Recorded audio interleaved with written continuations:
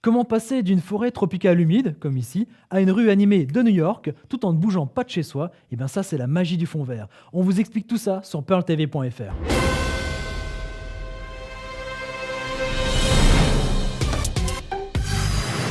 Le fond vert est un effet spécial pour la photo ou la vidéo qui permet, comme vous l'avez vu en introduction, d'incruster une image en arrière-plan du sujet.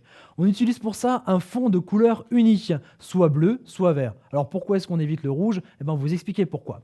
Eh bien, pour faire compliqué, accrochez-vous. Toutes les couleurs que vous voyez actuellement sur votre écran sont une combinaison, un savant mélange des trois couleurs primaires, rouge, vert et bleu.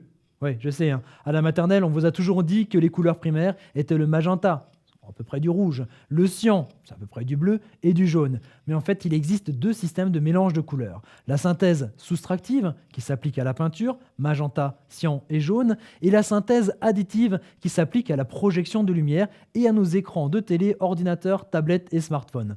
Les couleurs primaires sont donc rouge, vert et bleu.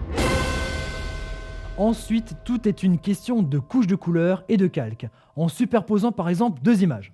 Premier plan, ça va être moi devant mon fond vert, et derrière cette première image, je vais placer une autre image de forêt tropicale par exemple.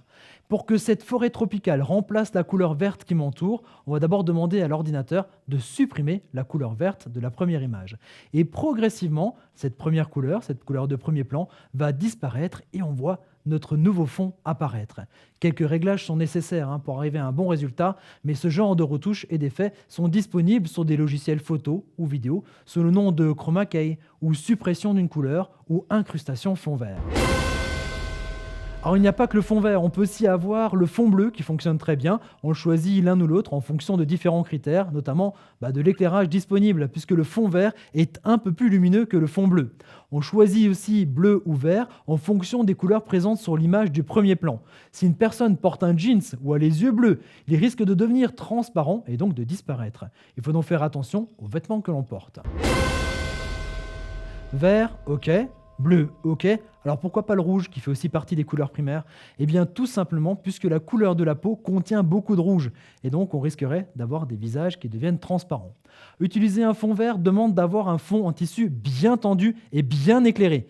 Évitez de coller le sujet trop près du fond pour éviter d'avoir des ombres sur le tissu qui seront difficiles à corriger. Ensuite, tout est une question de réglage, d'éclairage pour avoir le meilleur résultat et surtout le résultat le plus naturel. Voilà, vous êtes maintenant fin prêt. Alors, à vos fonds verts, prêt, feu, partez! Envie d'en savoir plus? Alors retrouvez toutes nos vidéos sur notre chaîne YouTube en cliquant ici et rejoignez notre communauté Facebook en cliquant là pour toujours plus d'infos technologiques et de conseils pratiques.